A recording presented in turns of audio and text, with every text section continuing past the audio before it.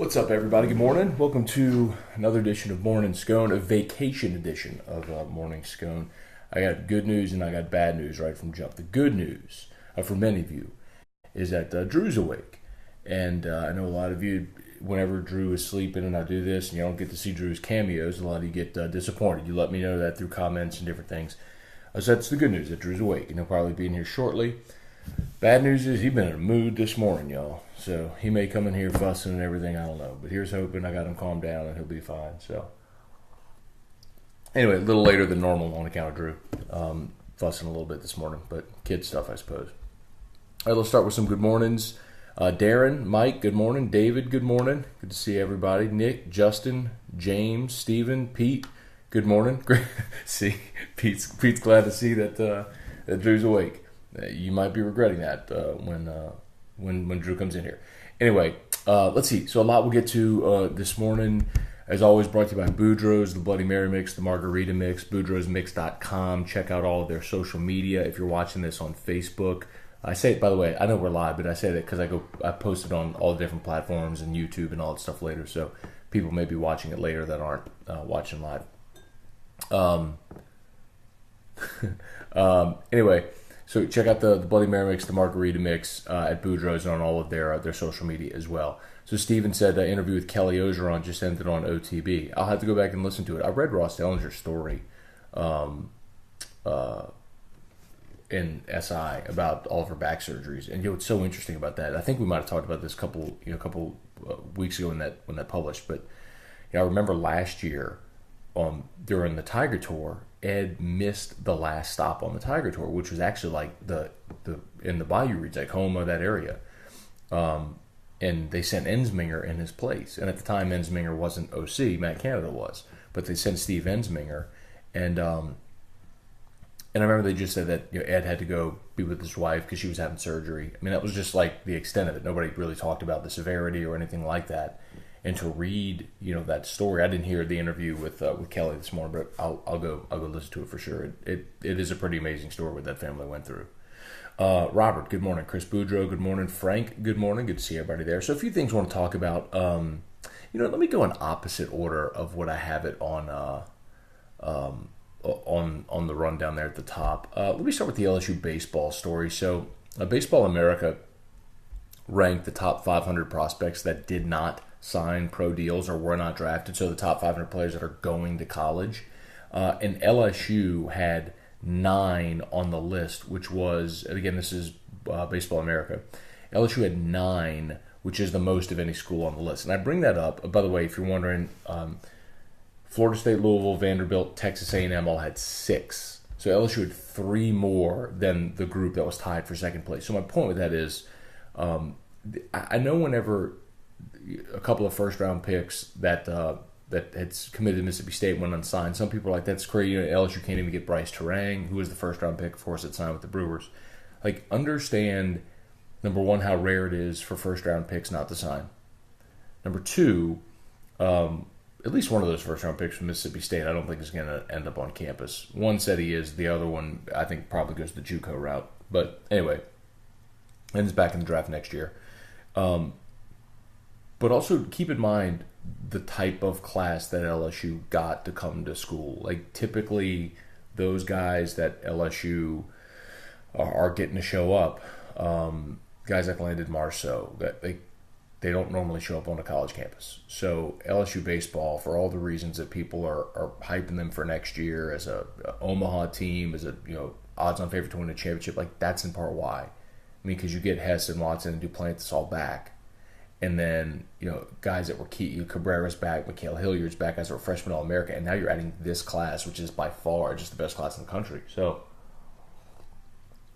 there's a lot of reason for optimism there. So, Mark, good morning. Jennifer Allen, good morning. Jennifer Allen, good. Sean Wilson, good morning. Bob Kubrick, good morning. Good to see y'all as well. I'll get some of y'all's questions here in a sec if you want to hop aboard there. Did you happen to see that Nick Saban, and it is that time of year, right, where players are away from their school, their team.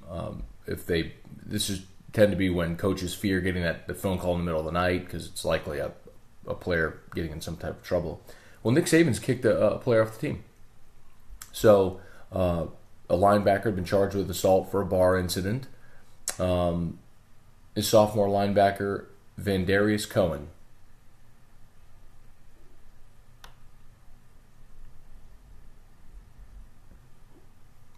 Scone, sophomore linebacker. The in the release when they announced that Scone was being kicked off the team, Nick Saban said, quote, "Each of us has a responsibility to represent the University of Alabama in a first-class way, and failure to meet those standards can't be tolerated. We wish the very best in the future." Failure to meet those standards can't be tolerated. Hey, Nick, what about when your starting left tackle and starting safety get arrested in a vehicle with stolen firearms and narcotics in the middle of the night? Is that the standard that you want at the University of Alabama? Such a hypocrite, dude. Like, the sub text there should read, "As long as you're not an integral part of our football team." Look, man, I get it. Guys that are better players, they get more rope. I get it. But come on, man. Like, when the guys you're booting off the team for getting in a bar fight are guys that would never see the field, what it feels like, honestly, is a purge. It feels like, okay, we're probably going to need that roster spot. Like those type, like you have to have attrition. I know we talk about this often. You can sign 25 a year over 4 years. That's 100. You can only have 85 scholarship players. So somewhere along those 4 years, 15 got to go. Early to the draft, academic casualty, medical disqualification, or just being kicked off the team, like somehow, some way. So if Nick finds a kid that's not going to be a player, all right, convenient way to get rid of him. Anyway, it sucks. I mean, it's what it is. It's just. Oh, look who's here! Ooh, are you in a better mood now? Wow! He jumped in the pool yesterday and kind of swam to me with his floaties on, And I went, "Wow, bud!" And he thought that was the funniest thing in the world. So now he comes up to me and goes, "Wow!" He wants me to say, "Wow!" And he thinks it's funny. Anyway, all right, my little rant on Saban. I'll put that in a box and put it to the side.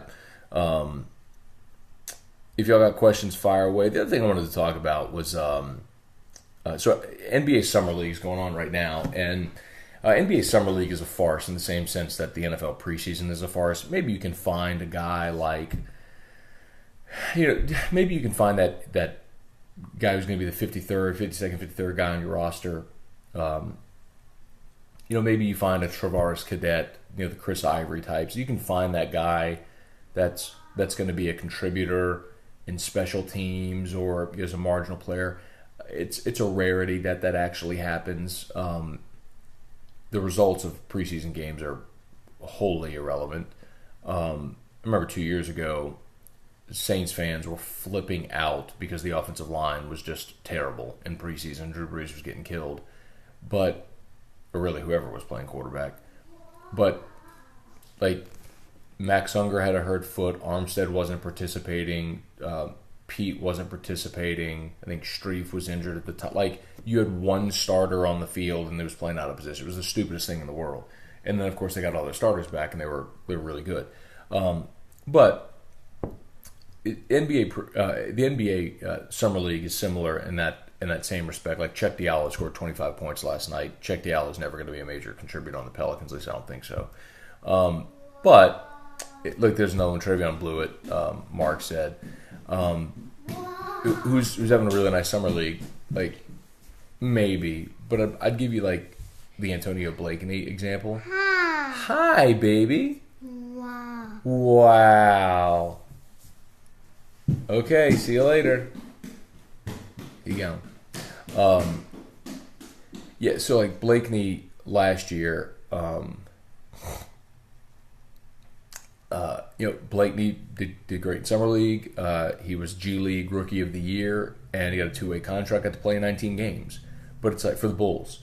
So that's bad team, 19 games. I mean, and maybe Blakeney becomes a consistent guy, off the bench in the NBA. But if you're looking for a guy that's going to be a dude, that's not really going to happen. What I found was more interesting yesterday. Sam, I see your comment about Drew Brees. I'll get to that in a second. Was Alving Gentry spoke to the media and tried to dispel any rumor that Anthony Davis did not want Boogie Cousins back, which I completely believe him. Why would Anthony Davis not want Boogie Cousins back? I know we went round and round about this whenever it happened, but you don't win in the NBA without you don't win big without multiple superstars. And Boogie Cousins was one of them. And you can talk about the style of play. They were better without him. I'll keep saying this. They didn't have Niko Mirotic when Boogie was there, and they were starting to play their best basketball this season when he got hurt. They beat Houston. They had won 8 of 10. They had won 6 in a row, which was the longest win streak of the season. They were starting to be really good. So who knows how it would have played. I cannot imagine a scenario where Anthony Davis did not want Boogie Cousins back on the team. So I believe him. The other part of that, though, is that he said AD was... What, bud? That AD was kind of pivotal in getting Julius Randle to New Orleans. So I'll keep an open mind. I like Julius Randle at Kentucky. I think he's been a good young player with LA. I mean, he missed all but 5 minutes of his first of his rookie season when he broke his leg, which sucked. But let's see if he can stay healthy and be a guy that can give him something on the defensive end. Big body rebound. And see how he might be able to contribute offensively. I mean, he was 16-8 guy last year for the Lakers, which I guess is a nice compliment to AD. It's not 27-15 or 26-15 like Boogie, but. What was that? Hey, do you want to come say hi to everybody? Come see Drew. Come here. Wow. Hey, come here so everybody can say hi to you. Drew, hey, come see. He's just hanging on the other side of the camera. Yeah. Anyway. So Robbie said, who's Blewett really playing against? Let's not get ahead of ourselves. That's the point. Best case, if he's Blakeney, 2-way deal, he plays in a handful of games next year off the bench. Okay. But are you expecting someone that becomes a key contributor? No. Sam said Terrio was forced to burn his Drew Brees favor to offset your absence yesterday, Matt. LOL. So no, Terrio booked a really good guest list yesterday for AFR, and I talked to him after the show. So he didn't burn a Brees favor. So Brees, as I'm sure I didn't hear the interview, but I'm sure they talked about it a little bit. Mama. Psst. Psst. My mom is Mama, and she plays like hide and seek with him. Elevator. Why don't you come over here and say hi to everybody? Yeah. Yeah. Baby. What? Baby? Hey, come. Why don't you come see me? Wow. Oh, he's gone again. It's crazy. All right, let's get some of y'all's comments too. Terry was pretty good leading the show yesterday. Well, that was Hanny led, but I keep telling Terry, I was like, man, and I told Ryan was going to do it himself. I had to actually call Hannah. I texted Hannah 10 o'clock on Sunday night, hey man, need a favor. Can you go just keep the thing on the tracks with Terry? He's booking guests and he'll do it. Just I need to get Terry comfortable with it because he can do it. He's capable. He just has to be confident himself to do it. Media days on Radio Row doing your show? Yes. So I'm off this week. Next week is SEC Football Media Days from Atlanta. It should be a really cool setup in the Omni, CNN Center, College Football Hall of Fame, that whole area. Sports Today. Jimmy Ott is going for Sports Today. Of course, I'll be there for AFR. So Monday, Tuesday, Wednesday, Thursday from Radio Row at SEC Media Days. Wow. Okay. See you later. Crazy kid. Anyway, Justin, I'll get some of those comments here. All right, so Justin said, looks like Zach, meaning Streif, is the leading candidate for the Saints radio job. I think I did this topic on Saturday. when Jeff Duncan had that report. He's not the leading candidate. He's a finalist, is how they termed it. And I'll continue to say this. I'll be stunned if it's not Mike Haas. Literally the day Jim Henderson retired, I was told like Mike Haas is getting the job, and so I don't know if they've gone through if this has been I don't want to call it a charade, but almost like an obligatory search. But it's a weird. I'll explain this again. It's a weird, man. It's a really weird situation because just New Orleans is a strange radio market, a media market, and the relationship with the Saints and Entercom is strange as well because the Saints don't own their radio network. And then, wow, it's like no more monkeys jumping on the bed. Moo. All right, we'll see you later. So the Saints don't own their radio network. The Saints, like Entercom, buys the rights to the Saints radio network. So, like, we Guarantee Media with Eagle 98.1 are the Baton Rouge affiliate. Like, we don't deal directly with the Saints. We deal with Entercom. It's an odd outside. Wow. Outside. Okay. So it's a weird elevator. Okay. So it's a strange partnership.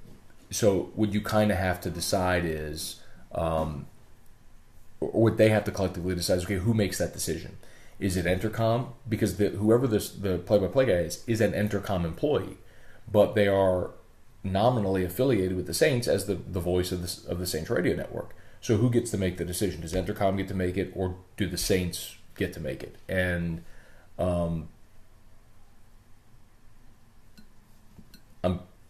I'm being careful with how I say it because you try to be respectful of people that have jobs currently that are really in the wrong. And I think Zach Streif will be more and more involved, obviously, in New Orleans media. He's filled in a couple of times on WWL in the afternoon, and I think he's got potential to be really good. But in my opinion, it's absurd to think that somebody who's never done play-by-play is going to come straight off the playing field and be one of 32 NFL radio play-by-play men. It's no disrespect to Zach Streif in particular. That's disrespectful to that job, which is very difficult and highly coveted, and there are exceedingly skilled people that would give their face to be an NFL radio play-by-play guy. So anyway, like if Zach Streif wanted to be the color analyst or a second color analyst alongside Deuce, cool. Play-by-play. And some of the names that I know interviewed that have not been disclosed, like they talked to some very prominent national names.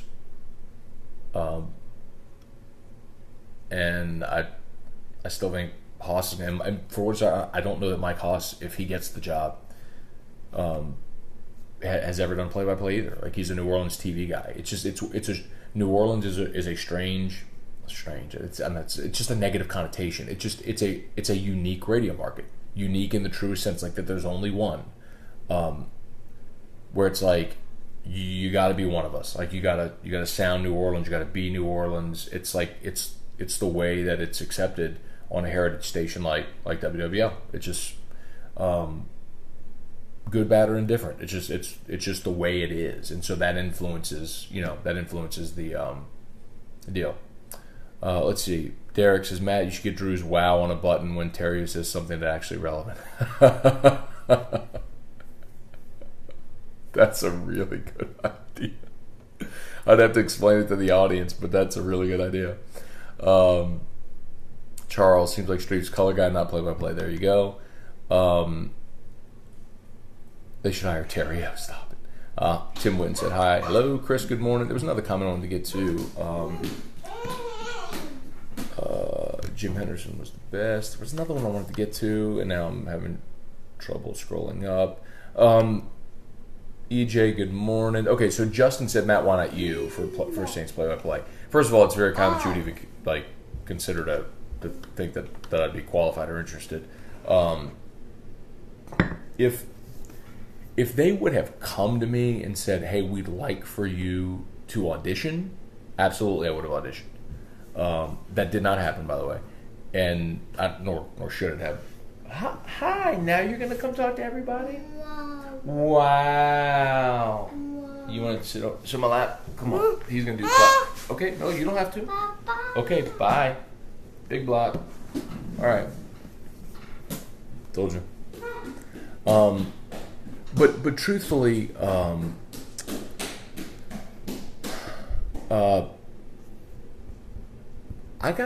have a really, really good thing professionally. I'm very fortunate. I work for an awesome group at Guarantee Media. Local radio, locally owned radio, is a rarity. So many the big companies that gobble up multiple stations in the market and use cookie cutter models all over the place and are just trying to meet bottom lines. Like, that's become the norm in our industry, unfortunately. So I work for a great family that's had their company for almost 100 years, the Foster family. With Flynn and with Foster and with Gordy Rush, Gordy and I poke and tease all the time, but they give us everything we need to be successful. They invest, like they just built us that. I mean, I'm not going to tell you how much it costs, but I think if you've seen our show, the TV studio, like to make a capital investment like that into building that TV studio is massive and almost unheard of. So my point is, on top of that, work for great people. Show's been super successful in Baton Rouge and established. We've been in New Orleans now for 2.5 years and have become an established player there. Now on CST and constantly looking for more affiliates, because I have no problem telling you this. Like, my goal, I want my show to be, I want AFR to be statewide. I want to be in Lafayette. I want to be in Lake Charles. I want to be in Alexandria. I want to be in Shreveport, Bossier. I want to be statewide and be sort of like the afternoon drive sports show for the state. I think I've shared before, like, Bo Mattingly does that in Arkansas. He is the afternoon guy, and he's based in, I can't remember if Bo's based in Little Rock or Fayetteville, but he's statewide, and he owns Arkansas. And like that's an ambition that I have that I'd love to, like, at this point, I don't want to go market hop. My family's here. I love it here. I love the teams I get to talk about. I work for great people. Like, there's the idea of, the grass is always greener, but I wouldn't want to go market hop and go to a new place and start all over. And my son and his therapy and his doctors are all here, and our family's here. We have support. Like, my situation's too good to leave. Big block. So, and I've had offers, but for something to pull me away from what I'm doing, it would have to be just a massive type thing. I'm realistic enough to know that typically doesn't come, from if you're working like where I'm working, at least not now. Anyway, wow. So to Justin's question, no, I did not, and I don't have interest. Big block. If they had asked me, I would have auditioned, but it still would have taken a lot to keep me away. Charles, in your opinion, you make the New Orleans is unique argument, but the Saints are broadcast throughout the state and the Gulf Coast region. Shouldn't they worry about the overall quality, not just the connection to New Orleans? Henderson wasn't originally from Louisiana, but Henderson was on WWL TV for a lot of years. He was already affiliated. He was already established as New Orleans in New Orleans. And Jim Henderson's great, but it's easy to see the model. And then you can just look at that station as well, where you had Bobby Hebert and you had Buddy D and Hap Glaudy. It's, there's a sound that they're going for. I mean, like, the other part of it as well, just specifically with WWL, is, like, I literally can't think of another station in the country, certainly not in a major market with the power, with the reach that L has, that's a news talk station, and then an afternoon drive does a 4-hour sports show.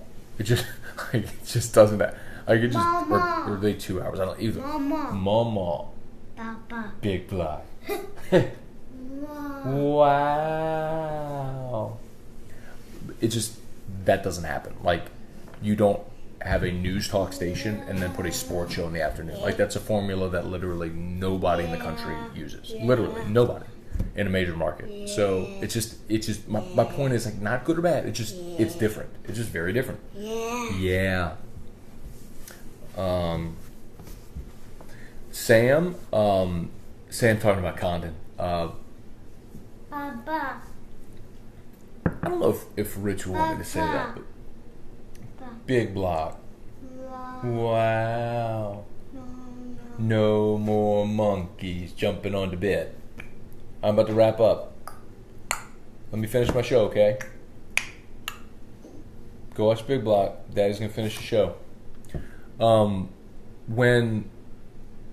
Without giving too much of it, when Buddy D died, they approached Rich about doing afternoons on WWL, and Buddy D slot.